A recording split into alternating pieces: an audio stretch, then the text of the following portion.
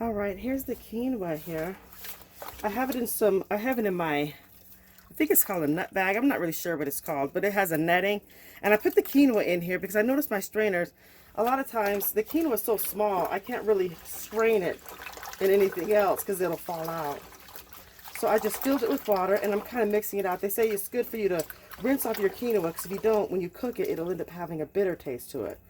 And I like this because I can easily get the liquid out of it. I'm going to pour this out. And I don't know if you can see that water's pretty brown. It's nice that you're washing it, right? You think it's clean. No, no, no, no, no. You got to always clean your stuff. So there we go. I'm going to go and put some more water in it. And I'm just using my hand like kind of like a dishwasher. So here we go. And that's good.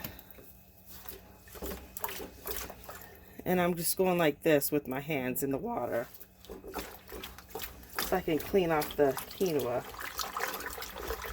And I think I'll give it one more pass. And my other vegetables, I'm not going to cook it with it because they're already, I've roasted those vegetables you see. I prepped those and I roasted them already. Wow, it looks better. So I'm going to go ahead and just cook just the dehydrated beans, and I'm going to cook this quinoa. It should cook in around 8 minutes after it reaches pressure. Or follow your directions on how to cook quinoa if you're doing it on a regular stove. But if you use an electric, it's, you know, when it gets to pressure, after it gets to pressure, you want to go ahead and cook it for like 8 minutes, maybe. And then your quinoa should be done. That's what's nice about a pressure cooker. They're nice.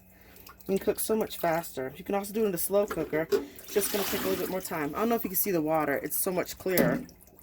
Alright. So I'm going to get the water out of it. I'm going to go ahead and put this in the pot. Put the dehydrated beans in the pot. And then I'm going to put my beef base stock in there to get it cooked. And I want to be able to have a lot of stock with it. So I'm not going to do the measurements.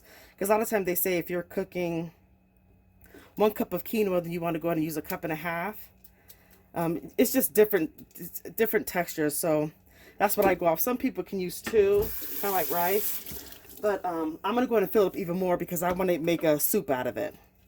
So let's go ahead over there. Okay, here's the pot. I'm going to go ahead and put in the quinoa. And this is around 1.5 cups of it.